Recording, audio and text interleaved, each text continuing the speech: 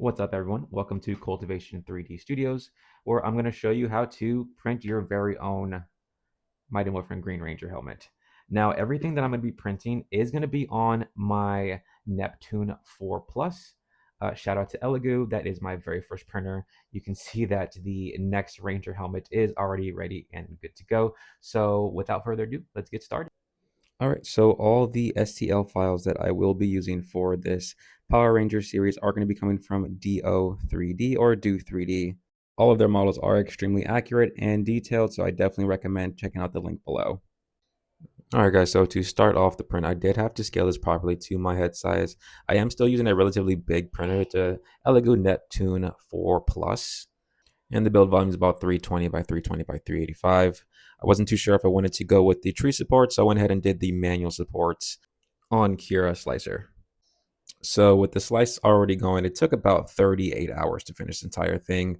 From start, I was super excited, and then this being my very first print, I was not too sure if I was supposed to wait that long or how long it actually took. Also, don't be like me and throw a huge print as your very first print. Make sure you throw your test print, throw a benchy, throw something in there to make sure everything's working properly. I did get extremely lucky with this being my very first print and it coming out so smooth. But moving forward, I'm most likely still going to throw a benchy in just before any type of big print. For the most part, this entire print for the very first print looks extremely clean. It was a bit rough now that I know what to look for in some things, but overall, this looks extremely smooth. Now, I might have spoke too soon because I did run into some issues. So right here, I did realize that that back of the helmet was a bit too big, as you can see here. So I went ahead and printed that one for some reason broke, and then I printed another one, and for some reason this one did not print all the way. Not too sure why, but once I got all the pieces scaled properly, it was time for prep. Now you are going to need to sand this about 3 times. First time with the 80 grit just to rough up the edges, and then another time with the 120 grit. This is how it looks right after the 120. I went ahead and did another sanding of 220. So essentially this is what it looks like with all 3 sandings. And just to make sure everything was smooth, I went ahead and used some filler primer just to get all the nooks and crannies of this helmet and wet sanded it with 600 grit. Now for the undercoats, I used the Rust-Oleum's High Gloss Black. I did about 2 to 3 coats for the smaller pieces and about 3 to 4 coats on the bigger pieces. Now you do really want to take your time with this. Extremely thin coats. Make sure you don't have any runs. Now for the teeth in the helmet and the mouthpiece, I used the aluminum metallic from Rust-Oleum and it came out so nice. I only had to do about 2 coats just because it laid down so nicely. I didn't want to risk any runs. So for the diamond on the top, I used the Bloody Red from Vallejo and I used the Model Air Gold from Vallejo as well. Now the red does lay down a bit of a matte color, but once we get the clear coat on there at the end, it does have a shine to it.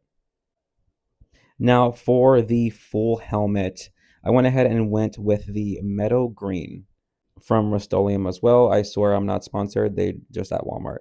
But it laid down pretty nicely. I did have to do about 3 or 4 coats. Now you are going to want to wait at least a day or two to let all these paints sit. Now I do recommend waiting at least an hour between each coat just to make sure it's fully dry so you can go ahead and start the next coat. And also for all the masking, I do recommend the Automotive 3M tape. This stuff releases so good. And here is my girlfriend. She wanted to take off the masking tape, which was super fun to watch, but very nerve-wracking. Just because I was scared of any type of peeling, sometimes masking tape will just peel up the paint, but the 3M did amazing. Once everything has been done, once the masking tape is off, this is how it looks. Now you're about 90% done. Now this is where your patience will be tested. The Duplicolor 1K Clear Coat High Gloss Finish definitely takes about 2 to 3 days to fully dry and cure. But after that, everything comes out super nice, super clean.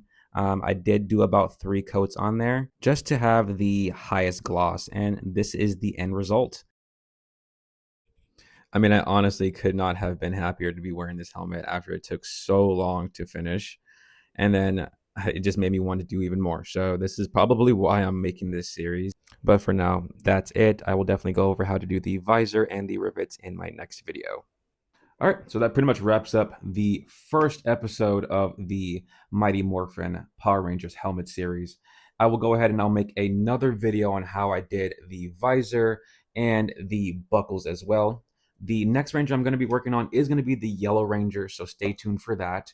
I do have some awesome photos I want to share with you guys. And just thanks for watching. If you have any questions, feel free to leave a comment below, like, and subscribe.